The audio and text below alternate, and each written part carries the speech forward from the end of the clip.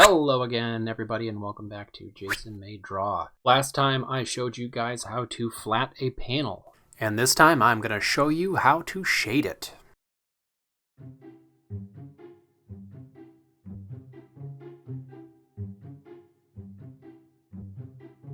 So as you can see, we have our flats from last time, and they look beautiful. The flatter did a fantastic job. Everything is separated perfectly. So now when I would like to color this, I can, and quickly.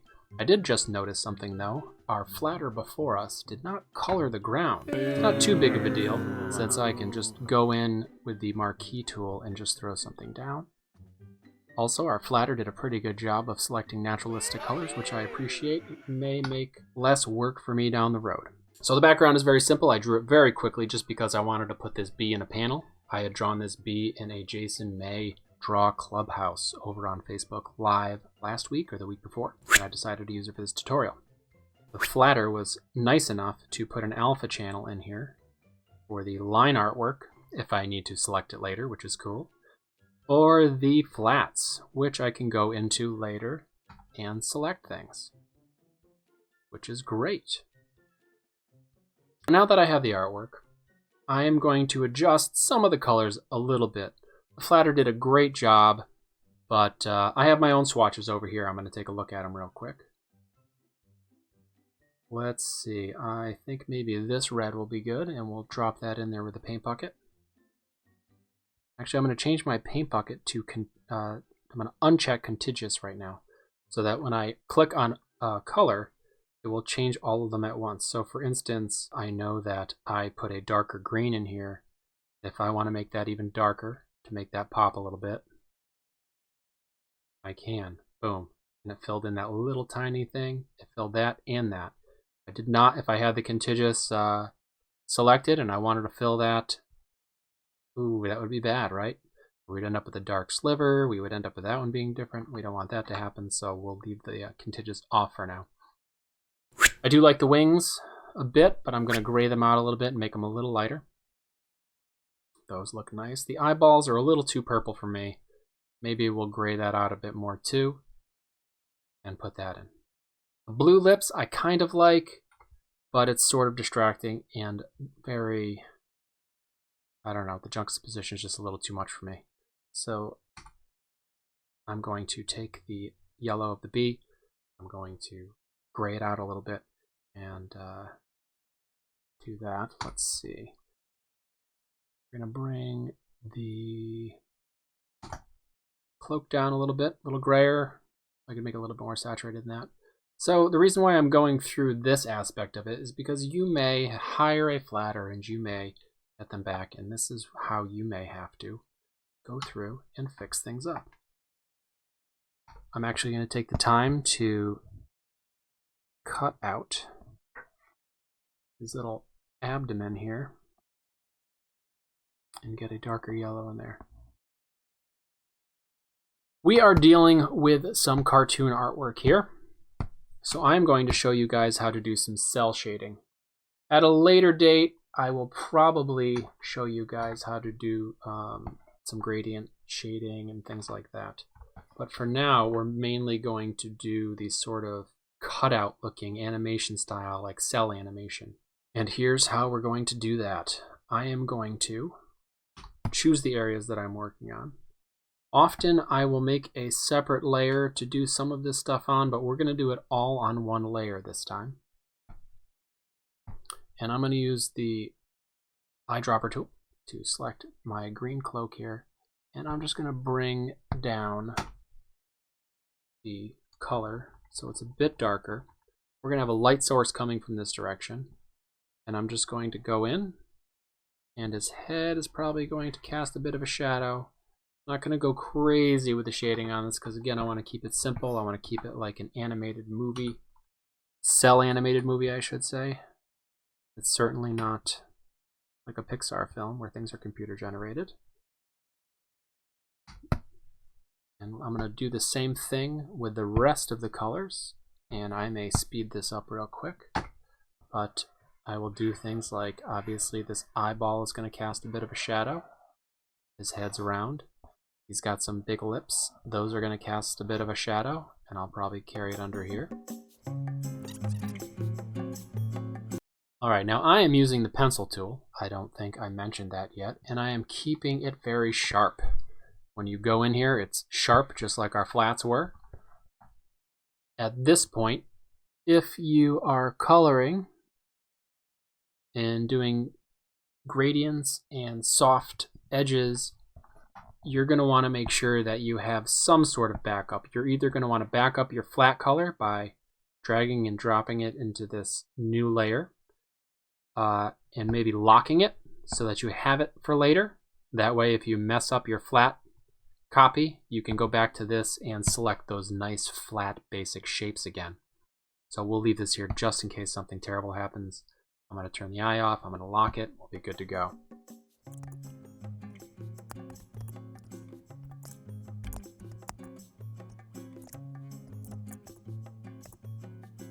Alright, we're going to take a quick second to take a look at this area right here. If we take a look and we get rid of the line art, we can see that we have two nice separations of color here between the pollen sac and his hand.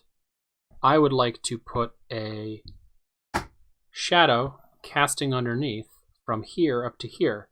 So I can just cut right across here, just like I did with the lasso on the flatting tutorial. And I can use my paint bucket to just drop it in there. But what just happened? It colored everything in. Why did it color everything in? Do we remember?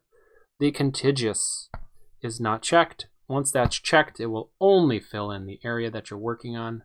Here's a little tiny sliver that could be filled in the same way. That was lucky. Line art's back up, and I'm going to move around and color again. We'll probably speed it up.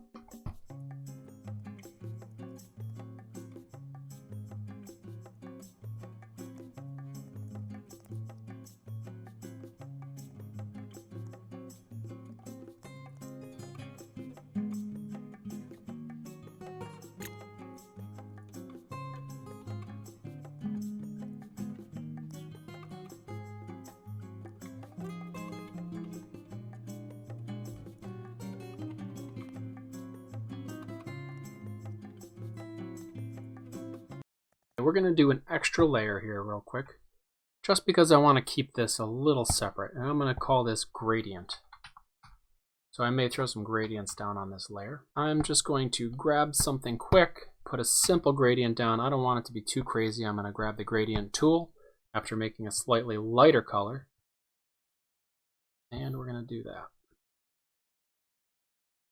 Okay. We will deselect, Control D. And that just gives us a little bit of a light source. It looks interesting. I'm going to go back to my flats. I'm going to change this back to the paint bucket so that I don't accidentally gradient something. And we'll finish up with the bar quick, and then we'll have a little discussion.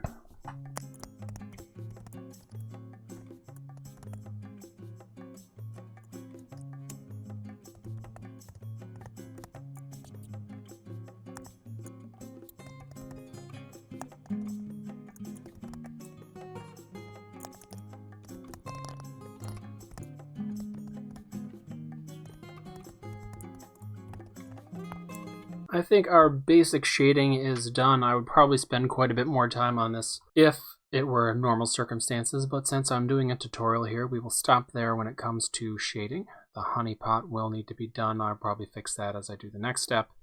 The next thing I want to show you guys real quick is color holds. That is when you take a line art and you change it from black into a color. And what I want to do that with is mainly the mug, which is made of glass. We're going to lighten up that color. And I may do the wings and the pollen sacs just to make them stand out a little bit. Let's see how that goes. First thing that I am going to do is I'm going to grab my lasso tool and I'm just going to grab the parts that I want here. I'm going to cut out this mug. I'm going to take it. All right, I got the line art that I need there. We're just going after the line art here. I'm going to cut that one off nicely. We'll cut that one off nicely, and that one. Now we can just go all the way around. We want to make sure we don't grab this background line by accident, so I'm going to hold down Alt and get rid of that area. So now that we have this, we can do this a few ways. Let's make sure that our line art layer is selected. I am actually going to, since I have it nicely selected and it's nice black line art already, I am going to go to Layer, New Layer via Cut. And it will put it in the exact same spot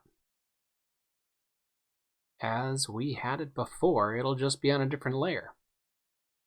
So I'm going to Control click on this, and I'm going to go in here. I'm going to grab the color off of the glass and just make it a bit darker and see how that looks. I'm going to Control backspace with the foreground and take a look. Control H will hide that, and we can zoom back, and now it looks like it's clear.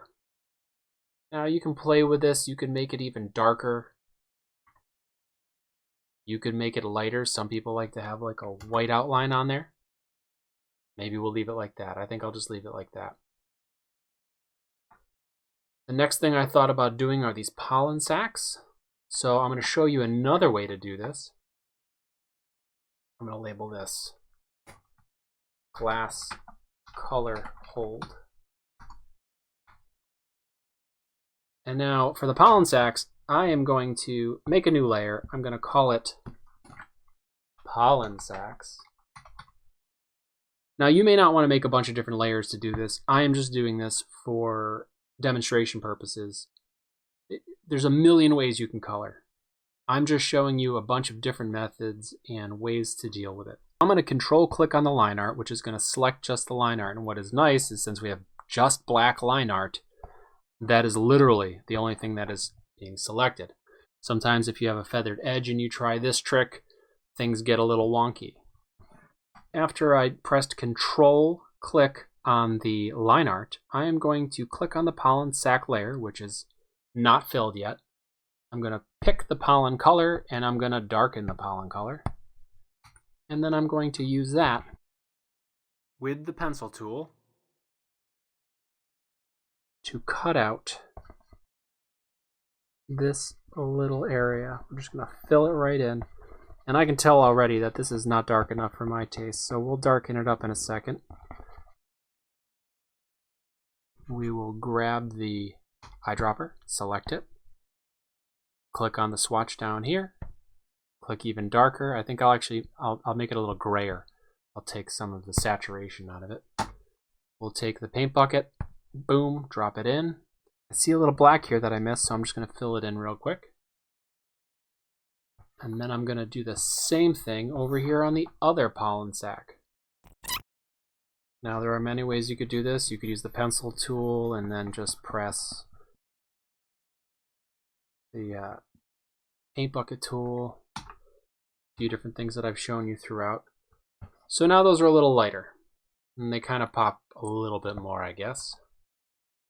Another thing that I might consider doing is using Control, click again on that. I'm going to go to the pollen sacs layer, the same one. I'm going to press Control H to hide my selection. It's still there, it's just hidden. And I'm just going to go back here real quick. I'm going to grab, I think I'm going to grab the blue and I'm going to make it darker. And I'm just going to color this line. I'm going to nip off both ends. I'm going to use the paint bucket tool and fill it. Oh, that didn't work. That didn't work because contiguous isn't checked. So I checked it. Oh, it's still not going to work. That's interesting. I wonder why that is. It's selected. And I cut them both off, right? It's cut off.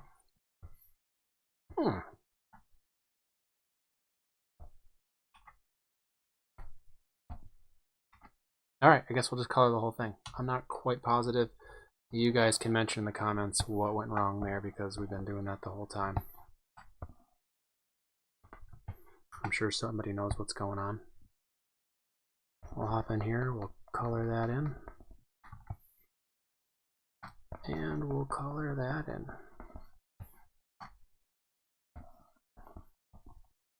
So the only problem with this is that you may want to go back later and press Control click on the pollen sacs then choose your black line art layer and press delete, which will get rid of the black line art. So the black line art is gone. That way, if you're printing and things get a little bounced around,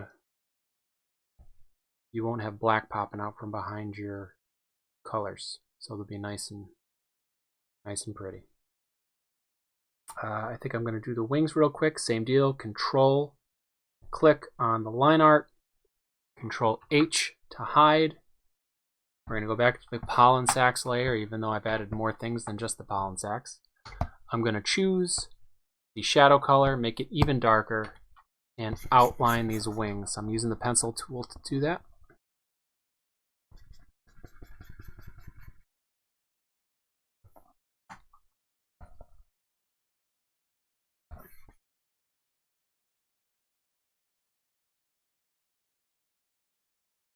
All right.